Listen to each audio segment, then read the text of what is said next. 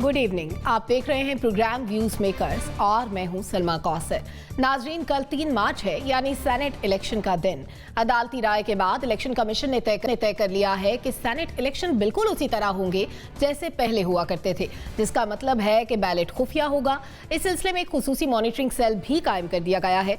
अवाम ये जानने में दिलचस्पी रखते हैं कि जब इलेक्शन का तरीकाकार माजी जैसा है तो क्या माजी की तरह करप्ट प्रैक्टिसेस भी हो सकती हैं। दूसरे सेगमेंट में गुफ्तगू होगी दिलचस्प और बड़े मारके की।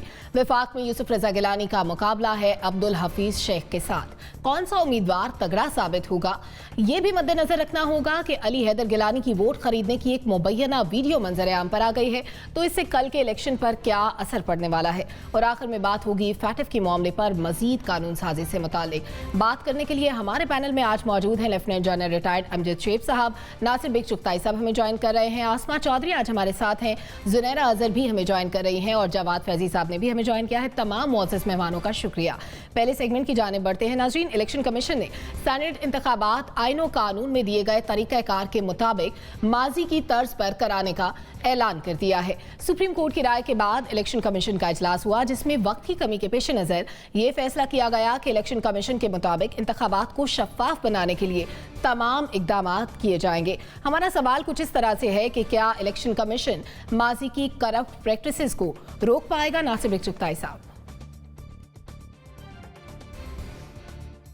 देखिए, माजी की जो करप्ट प्रैक्टिसेस है वो ना आज रुकी है ना कल रुकेगी, ये तो मैं आपको गारंटी दे रहा हूँ। ये जारी रहेंगी, ये जब तक दुनिया मौजूद है। ये करप्शन हाबिल काबिल से शुरू हुई थी और आज तक जारी है। तो आप आराम से बैठिए दिल ठंडा करके। करप्शन किसी न किसी तरह शक्ल में होती है, कभी अखलाकी होती है, कभी माली होती है और कभी मुनासिब की होती है, कभी ओहदों की होती है। करप्शन होती है। यहाँ जो सूरत हाल है वो ये है कि करप्शन के बहुत से वाक़यात सामने आ चुके हैं। संजानी साहब का इंतखाब किस तरह हुआ, उसका किसी ने इंक्वायरी नहीं की अभी तक। वो इंक्वायरी होनी चाहिए कि उसमें किसने वोट बेचे और किसने ख़रीदे। दोनों सवाल बहुत ज़रूरी हैं। किसने, कभी कुछ ऐसे वाक़यात अगर हम कर लें, उनकी इंक्वायरी कर लें, हम अगर मशरक़ पाकिस्तान की इंक्वायरी पूरी कर लेते तो बहुत से वाक़यात नहीं हो पाते, हम रुक जाते वो गलतियाँ दोहराने से। अगर हम PNE की तहरीक की इंक्वायरी कर लेते, कैसे चली, किसने चलाई, तो फिर शायद मामला रुक जाते, गड़बड़ नहीं होती। अगर हम IGI की फंडिंग पर रोक लगा देते, उसको हम फाइल में नहीं फेंकते अजहर खान की दरख्वास्त को और उस पिटीशन को, और अभी पड़ी हुई है वो, तो शायद कोई मसला हल हो जाता। उसमें नवाज शरीफ भी इन्वॉल्व है, सब इन्वॉल्व है उसके अंदर। तो हम कुछ नहीं कर पाए। हाँ, अभी जो वो नोटों के बंडल जो आपने देखे, वो उसको किताबें कहते हैं लोग। मैं कहता हूँ ये किताबें सब मुझको भेज दो, मुझे बड़ा शौक़ है किताबें पढ़ने का। वो नहीं देते मुझको वो किताब। तो वो किताबें जो हैं वो कहाँ से आई, किसने दी, दूसरी तरफ कौन बैठा हुआ है, किसने वो किताबें दी हैं। अब आज अभी जो आपने फुटेज दिखाई उसमें क्या है मुझे समझ में नहीं आ रहा, क्योंकि मैं गौर से वो देख रहा था। मैं इतना अगेंस्ट लाइट है वो जो कुछ भी है कि समझ नहीं पा रहा हूँ। आसमां बैठी है, ये बताएंगी आपको कि अगेंस्ट लाइट क्या होता है और कब किया जाता है। तो मुझे बहुत अजीब सा लगता है कहते हुए कि करप्शन है, करप्शन रहेगी। इलेक्शन कमीशन जो तरीक़ा इख्तियार कर रहा है वो अपने तौर पर उसने हलफनामा का कहा है, मॉनिटरिंग सिस्टम का कहा है, FIA से बात की है, वो सब कुछ वो कर रहा है जो लॉ में मौजूद है, जो सुप्रीम कोर्ट ने बताया कि लॉ में आपके पास तमाम इख्तियारात हैं, तमाम चीज़ें हैं।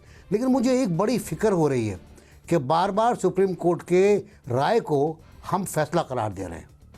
ये मैंने लिखा भी इस बारे में, और आज भी कुछ PTA के दोस्तों ने कहा है कि सुप्रीम कोर्ट के फैसले के बावजूद इलेक्शन कमीशन ने चंद घंटों में काम नहीं किया। वो नहीं करेगा भाईजान। अभी उसके पास डस्का है, अभी उसके पास नौशहरा है, अभी उसके पास वो वीडियो है जिसकी फोरेंसिक होनी है, बहुत से काम उसके पास हैं, उसके हाथ भर गए हैं। तो मुझे लगता ये है कि अभी चलता रहेगा जैसा चलना है, और इस पर गुजारा करना पड़ेगा आपको। इस पे गुजारा करना पड़ेगा। आसमा, अगेंस्ट लाइट पे मैं आपसे पूछूंगी, लेकिन मैं ज़रा जनरल साहब का कमेंट ले लूँ। जनरल साहब, आज फवाद चौधरी साहब ने भी प्रेस कॉन्फ्रेंस की, तो उन्होंने ये कहा कि जो जवाब दिया जा रहा है इलेक्शन कमीशन की जानिब से वक्त की कमी का, वो बिल्कुल बेजा है, अगर करना होता तो कर सकते थे। क्या ऐसा मुमकिन था? बिस्मिल्लाहिर्रहमानिर्रहीम। तो पहले तो आसमा को वेलकम, बहुत दिनों बाद देख रहे हैं आसमा को, माशाल्लाह ठीक ठाक नजर आ रही है। थैंक यू सो मच, शुक्रिया जल साहब, थैंक यू सो मच। दूसरी बात ये है कि जहां तक नई टेक्नोलॉजी को इंट्रोड्यूस कराने का ताल्लुक था, वो तो इतने वक्त में नहीं हो सकती थी, सवाल ही पैदा नहीं होता। नेचुरली कोई टेक्नोलॉजी ढूंढी जाएगी, कोई ट्रायल किए जाएंगे, उसके बाद वो होगा। लेकिन कुछ वोटिंग के बारे में कुछ उन्होंने शफाफियत इंश्योर करने के लिए वोट पे को निशान लगाना है, रखना था, कुछ इस तरह की चीजें थी जिसमें कहा गया था कि या तो उस पर बारकोड लगा दिया जाए या किसी किस्म। तो ये कोई 1100 के करीब वोट हैं, इस पे लगाने का कोई इतना मसला नहीं था, ये किया जा सकता था। तो मेरा कहने का मकसद ये है कि कुछ मैयर्स तो हो सकते थे, कुछ लॉन्ग टर्म है जो बाद में कभी हो जाएंगे। लेकिन अगर इलेक्शन कमीशन ये कहे कि बिल्कुल 100% हमने कुछ करना ही नहीं है, तो वो मेरा ख्याल है कि उनकी तरफ से कुछ कोताही है, कुछ ज्यादती है। ये इस सारे रेफरेंस का, इस सारा जो इतनी सुनाई हमने हेयरिंग्स की, इतना लंबा किस्सा चला, उसका बुनियादी मकसद सिर्फ एक ही था कि आपने करप्शन को रोकना है।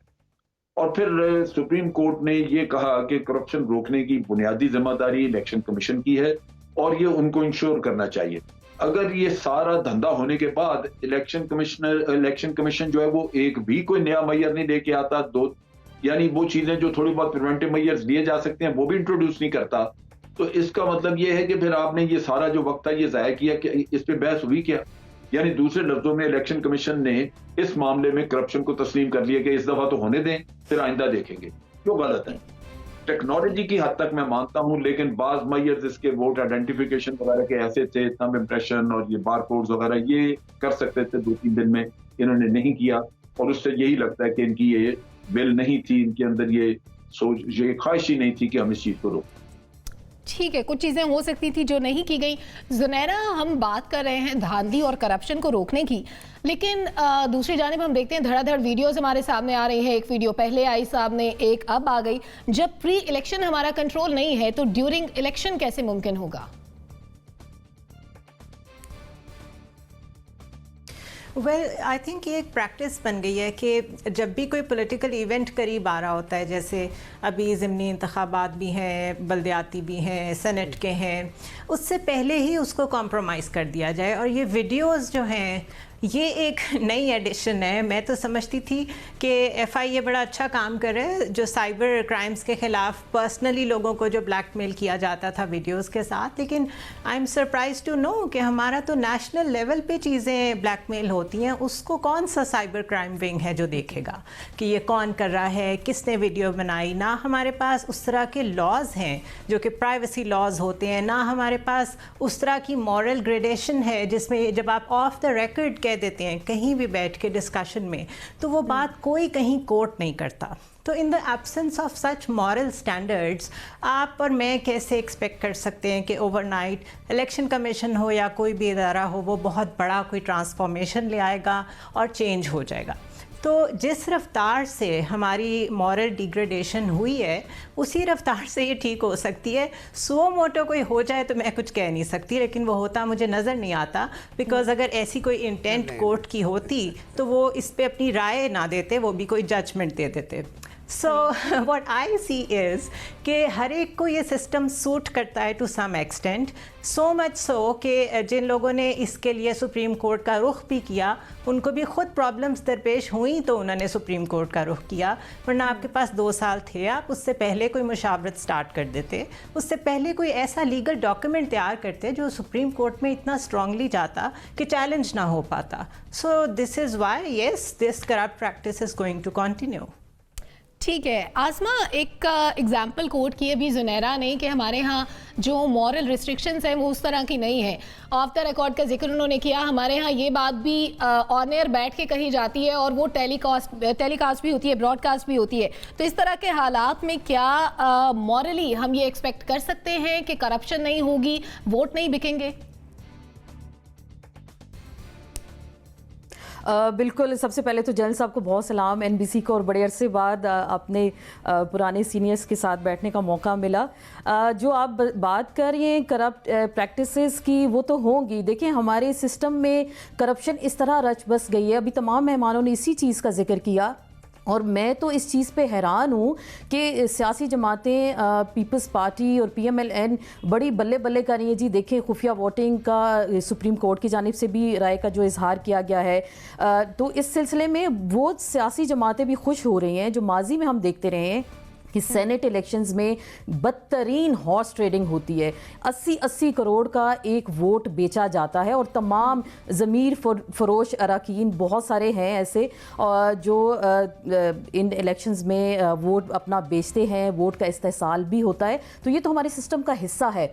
चने इब्तदा की पाकिस्तान तहरीक इंसाफ ने इस सिलसिले में अदालत की राय भी सामने आ गई, लेकिन इलेक्शन कमीशन के पास वक्त था। अगर राय का एहतराम किया जाता तो इस हवाले से 1100 से ज़ायद जो अरकान हैं उनके हवाले से कोई इलेक्ट्रॉनिक वोटिंग का सिस्टम किया जा सकता था, थंब इम्प्रेशन हो सकता था, जो बार कोड की बात की जा रही है वो लाया जा सकता था। तो लगता है कि इंटेंशन ही नहीं है, नीयत ही नहीं है सिस्टम को साफ रखने की, सही करने की। और करप्शन मेरे ख्याल से जो हम हमेशा यहाँ पे बैठ के बात भी करते हैं, बेशुमार इस हवाले से प्रोग्राम्स भी करते हैं, लेकिन करप्शन शायद हमारे सिस्टम से ख़त्म नहीं हो सकती। और इंतखाबी इस्लाहात की बात की जाती है, उसमें भी देख लें, ये सियासी जमातें जिनकी इस वक्त हम बात कर रहे हैं बड़े खुश हैं जी, खुफिया वोटिंग है, जिसको ख़रीदना है ख़रीद लो, रातों रात नोटों की बोरियां भर के ले जाओ और अगले दिन आप बल्ले बल्ले करें जी, देखें हमारी तो इखलाकी फ़तह हो गई।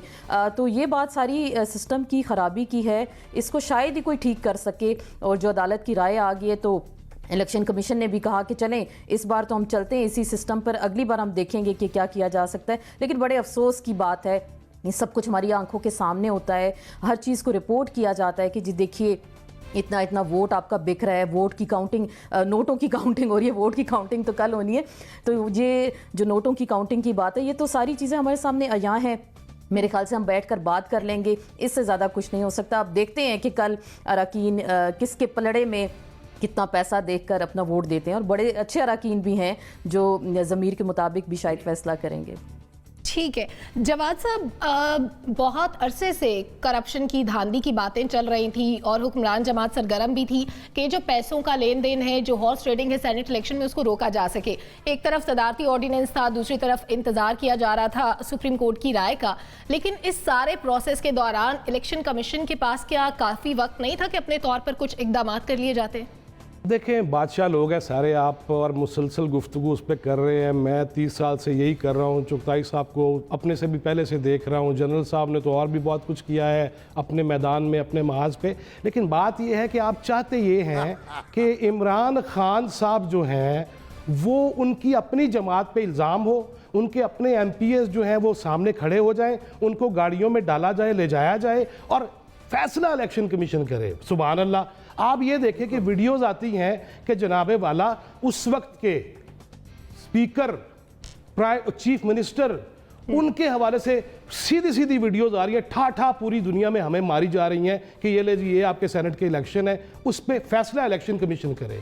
अगर मूसा गिलानी की वीडियोस आ जाती हैं और वो कैमरे में सही समाता है कि नहीं समाता, अगेंस्ट लाइट होता है या अगेंस्ट समबडी होता है या वट एवर जो भी होता है, लेकिन आप चाह ये रहे हैं कि फैसला इलेक्शन कमीशन करे। और भाई उसका शशका रहने दें, उसको भी अपने हिसाब से चलने दें। लेकिन प्राइम मिनिस्टर मेरा इस मुल्क का, उसकी अपनी जमात पे इल्ज़ामात हों, उसके अपने लोग इल्ज़ाम लगा रहे हों, उसको ख़त लिख रहे हों, शो काज नोटिस भेज देंगे लियाकत जतोई को। क्यों? उसे बुलाएं, आपकी पार्टी का नाम तहरीक इंसाफ है, उसको कहें आए जनाब आप किसके बारे में कह रहे हैं, क्या सबूत है आपके पास? अब FIA भी साथ इसीलिए बैठ रही है ना कि वो इस मुल्क में जो डिजिटल भूचाल आएंगे, अगर वो आए तो किसी मनी लॉन्ड्रिंग का मसला है, किसी चीज़ का मसला है, कैसे पैसे जाते हैं। इस्लामाबाद में हमने पहले भी देखा, धरने वाली सरकार आई थी और कैसे कैसे पैसे पहुंचे। ये बड़े लंबे काम है और उसके लिए FIA बैठ गई है। इतना आसान इलेक्शन कमीशन के लिए नहीं है। हाँ, ये एक जो एब्सोल्यूट सीक्रेसी का मामला है ना कि उस वो अब नहीं हो सकेगी, फड़े जाएंगे, लेकिन देखना ये है कि वो कैसे पकड़े जाएंगे और उसके लिए क्या आपकी क़यादत तैयार भी है। इमरान खान साहब तैयार हैं क्या? नवाज शरीफ साहब तैयार हैं? जनाब जरदारी बीमारी में भी यहाँ पहुँचे हैं तो क्या तैयार हैं? जनाब गिलानी, मैं तो समझता था कि गिलानी साहब सिर्फ दुआएं ही देंगे, वो सुने उन्होंने बच्चे पैसे भी देने लग गए। अब ये जो चीज़ें हम देख रहे हैं उसमें तो फिर इलेक्शन कमीशन बेचारे को कितना रगेदना है। आप लोगों ने अगले टॉपिक पे चले जाना चाहिए हमें। ठीक है, आपका पॉइंट ऑफ व्यू भी आ गया नाजरीन। इसके साथ ही सेगमेंट को क्लोज करते हुए एक ब्रेक की जाएंगे। वापस आने के बाद सबसे दिलचस्प मौक़े की बात करेंगे जो सेनेट इलेक्शन से मुतालिक है। हमारे साथ रहिए।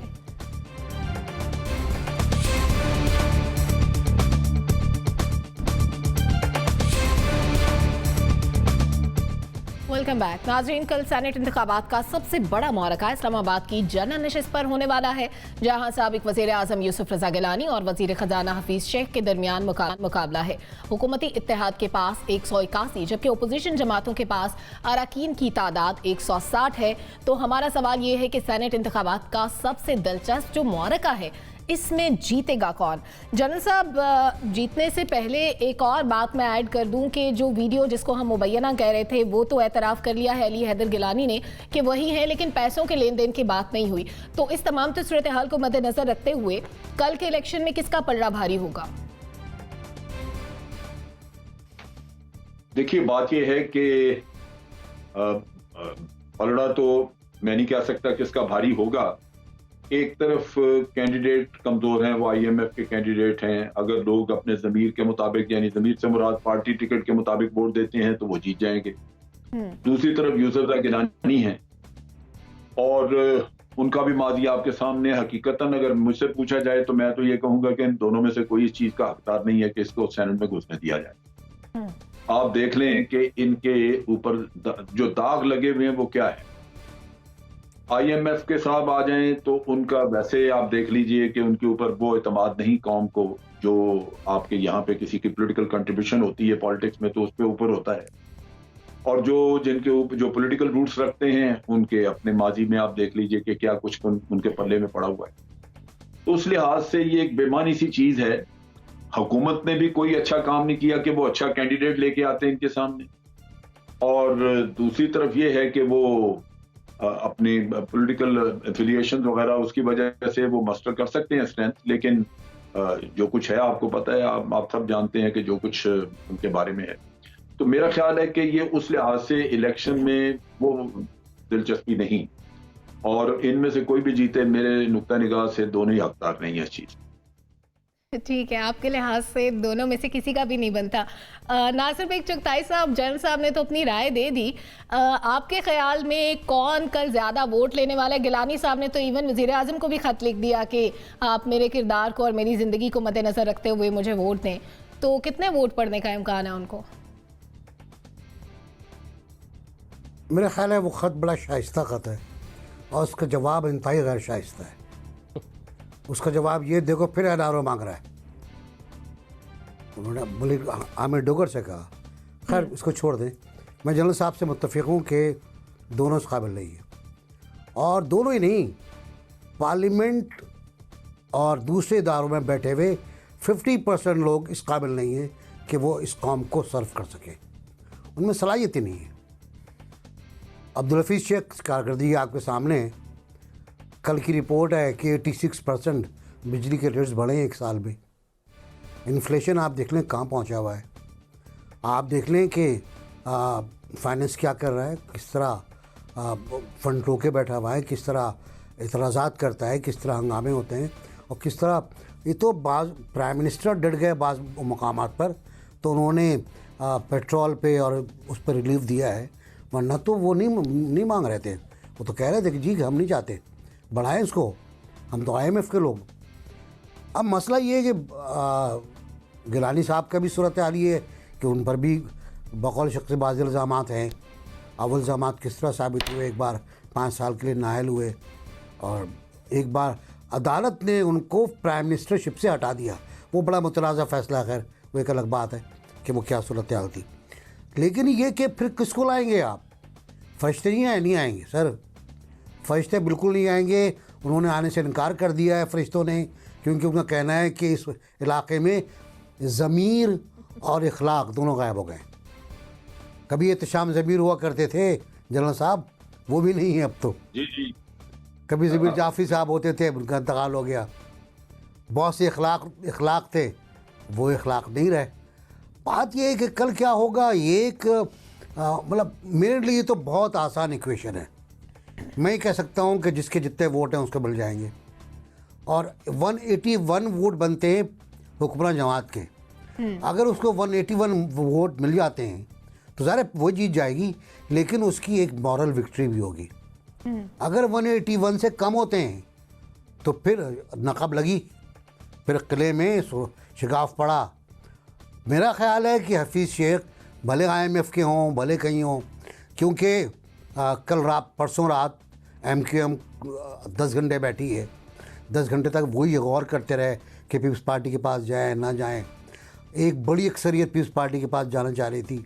फिर एक बुज़ुर्ग का फ़ोन आया, उन्होंने कहा नहीं, आप फ़िलहाल PTI के पास चले जाएं, अगली बार देख लेंगे क्या होता है।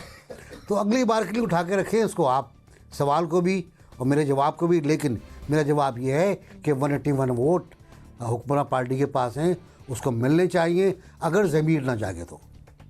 ठीक है। अच्छा जवाद साहब, अभी कुछ देर पहले शाजिया मरी ने गुफ्तगू में कहा कि हफीज़ शेख को टमाटरों के रेट नहीं पता। ये बात उन्होंने MNAs को बताने के लिए की थी ताकि वो वोट ना दें। देखिए, दो चीज़ें अभी मैंने देखा है कि हैदर गिलानी की गुफ्तगू में जहां एक तरफ तो इंतखाबी मुहिम ख़त्म हो चुकी है, उसके बावजूद वो कह रहे हैं कि मैं तो मुहिम चला रहा हूँ, एक चीज़ उन्होंने ये फरमाई। दूसरी जो कह रहे थे ना कि वो मुझसे पूछ रहे थे कि हम अगर यूँ ना कर सकें, वोट ना देना चाहें, तो मैंने कहा कि ना उसको दो ना उसको दो, वोट ज़ाया हो जाएगा। ये सारा उन MNAs को ट्रेंड करने के लिए भी तरीक़ाकार है कि जिनको पता नहीं है कि करना की है, लिहाजा ये बताया भी जा रहा है, मीडिया के ज़रिए बताया जा रहा है उनको, और मैसेज भी बड़ा वाज़ेह दे दिया उन्होंने। हाँ, इसमें मुझे नोट शोट नज़र नहीं आई, ना मूड बनते मैंने देखे हैं कि नोट ही नहीं मिले। लिहाजा उसमें अब देखना ये है कि शाजिया मरी साहब अभी जो फरमाए, मैं तो मेरे जितने सीनियर भी हैं, मेरे कोलीग्स भी हैं, मैं तो उनके सामने एक कहानी ऐसी सुनाऊंगा।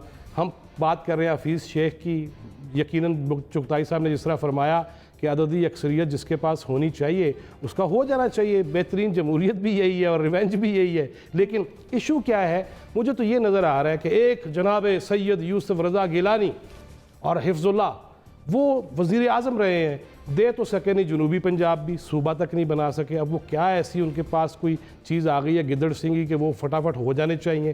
फिर जनाब हफीज़ शेख उनके अपने दौर में रहे, मुशर्रफ के दौर में रहे।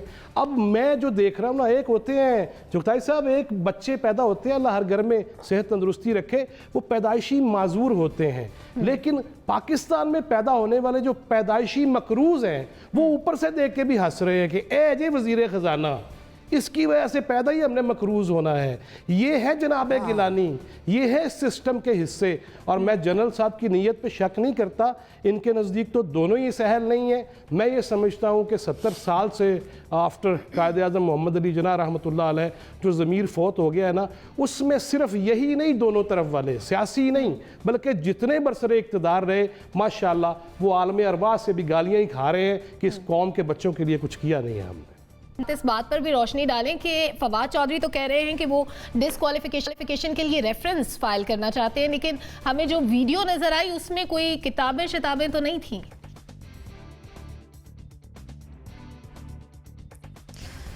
किताबों से बात आगे निकल गई हुई है। ये हमारे सारे जो लीडर्स हैं सो कॉल्ड, इन सबके किरदार सभी जानते हैं, और कोई भी इंस्टीट्यूशन अगर इनके ख़िलाफ़ प्रोएक्टिवली काम करे तो आज और कल में किसी के दिए बगैर इतनी एविडेंसेस मिल जाएंगी जिसकी कोई हद नहीं।